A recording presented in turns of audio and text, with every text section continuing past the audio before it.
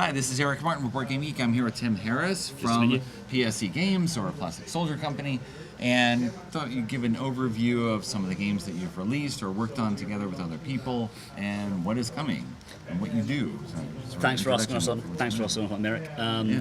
Plastic Soldier Company ostensibly are known for the tabletop miniature plastic kits of World War II tanks to supplement a lot of the familiar, in all scales, tabletop games.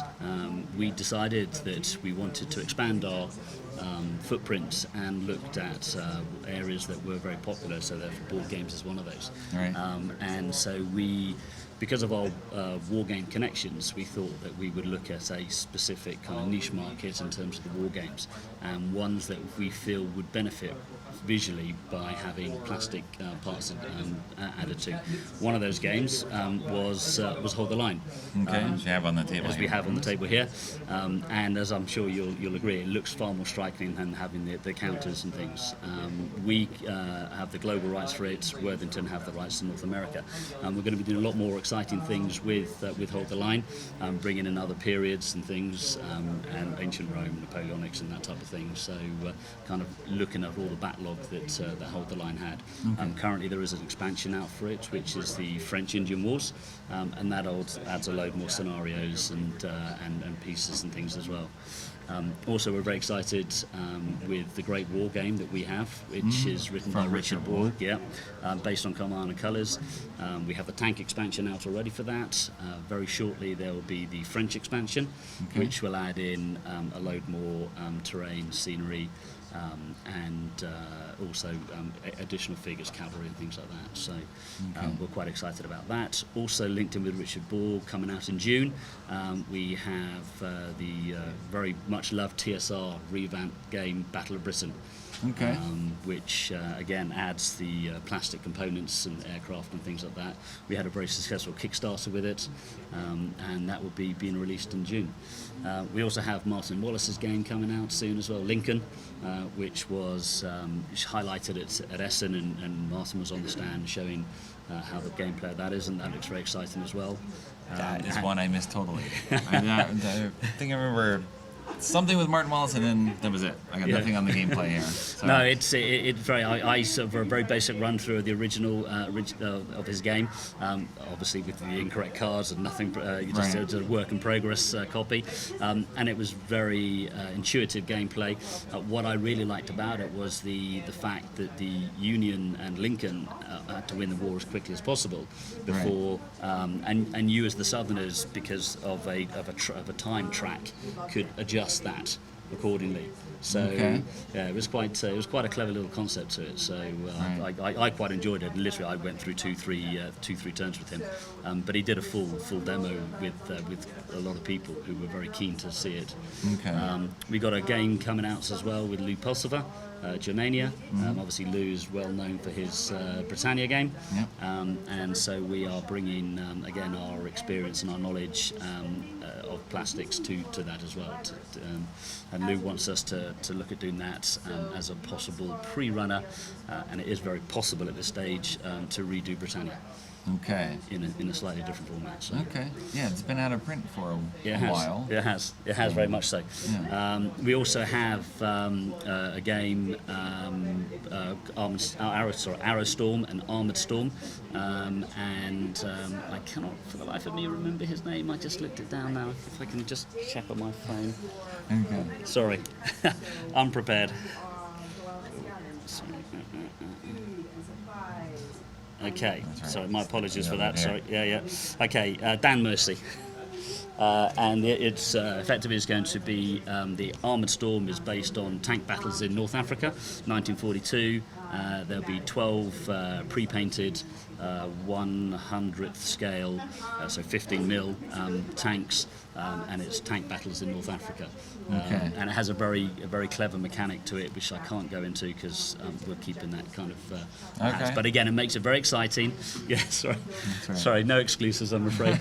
But makes it very exciting because there is an element of bidding done on it. So and it's all about who has initiative, and therefore you are able to select certain things to do in the turn ahead of your opponent, and obviously some things are better to do than others. Right.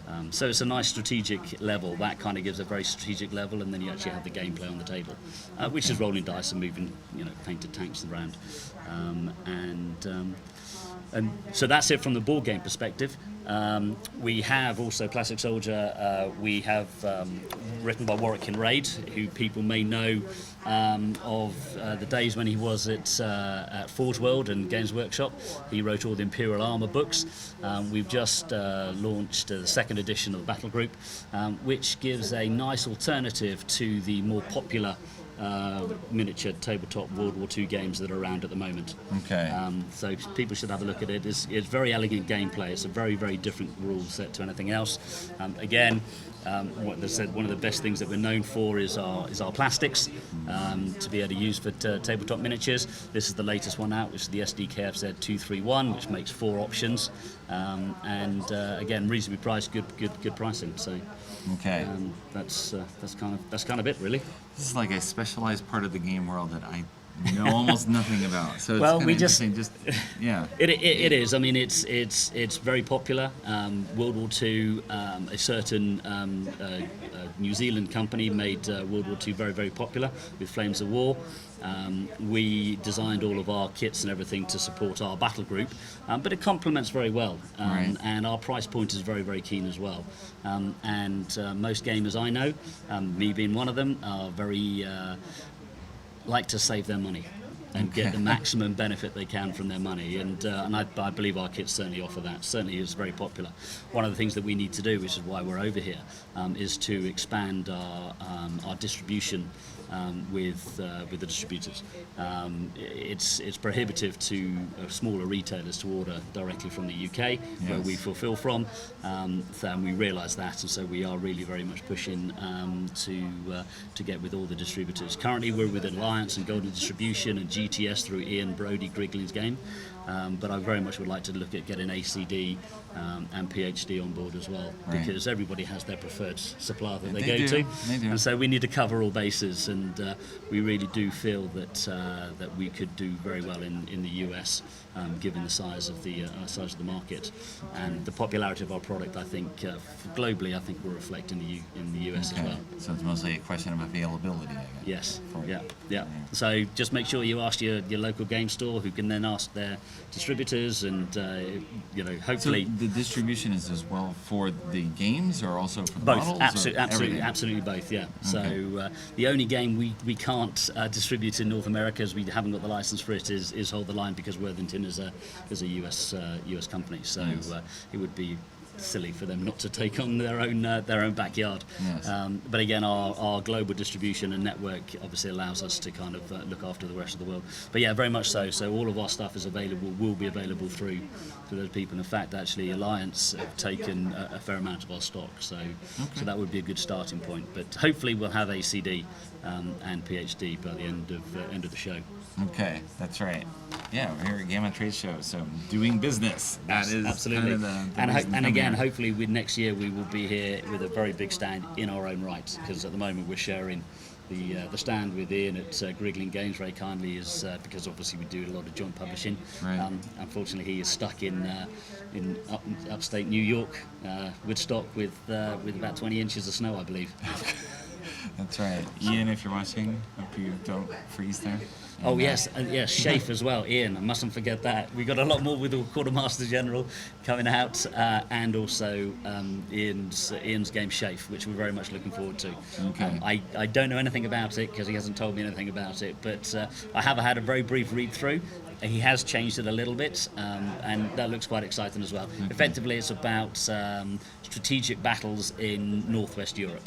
Okay. We'll have Ian on another time. We'll get Ian to talk about it. Yeah, Ian likes talking about it, so he'll be fine. All right. Tim, thank you very much for the overview of PSC Games. Thank you.